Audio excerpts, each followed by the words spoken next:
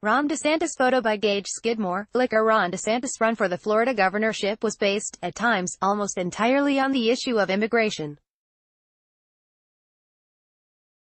He wants Donald Trump to build a border wall. He threatened to crack down on local mayors who refuse to cooperate with immigration and customs enforcement. He repeatedly said on the campaign trail that immigrants were hurting Florida's workers, and that he would abolish illegal immigration. DeSantis, like Trump before him, made it appear that waves of undocumented people were sprinting into Florida at a rapid clip. Not so. As it turns out, the number of undocumented immigrants in Florida dropped 26% from 2007 to 2016, according to new figures from the Pew Research Center. In 2007, the Florida population included 1.05 million undocumented people. By 2016, that number had shrunk to just 775,000. Among states with the largest unauthorized immigrant workforces, California, Florida, Illinois, New Jersey, and New York had lower numbers in 2016 than in 2007, and unauthorized immigrants also became a smaller share of the total workforce, Pew researchers wrote. According to the Pew data, the number of unauthorized immigrants rose from just 240,000 in Florida in 1990 to a peak of 1.05 million in 2007 and now appears to be trending back downward. Pew's data is consistent with national trends showing that border apprehensions and overall levels of undocumented immigration have significantly slowed from their peaks roughly a decade ago. The majority of studies show that increased immigration is, in fact, good for the U.S.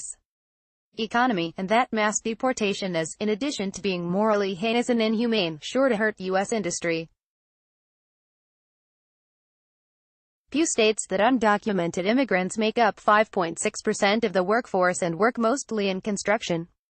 Immigrant rights activists say it would be far more humane and better for the United States economy to just make it easier to immigrate here, but the Pew data lays bare just how empty much of DeSantis and Trump's rhetoric was on the campaign trail this year. DeSantis painted undocumented immigration as a crisis at its tipping point when data show that's not close to true.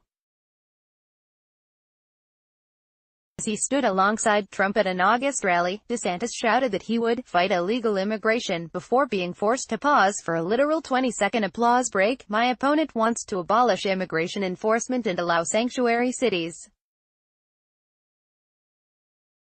I want to abolish illegal immigration and support a well-functioning skills-based legal immigration system. My plan is common sense.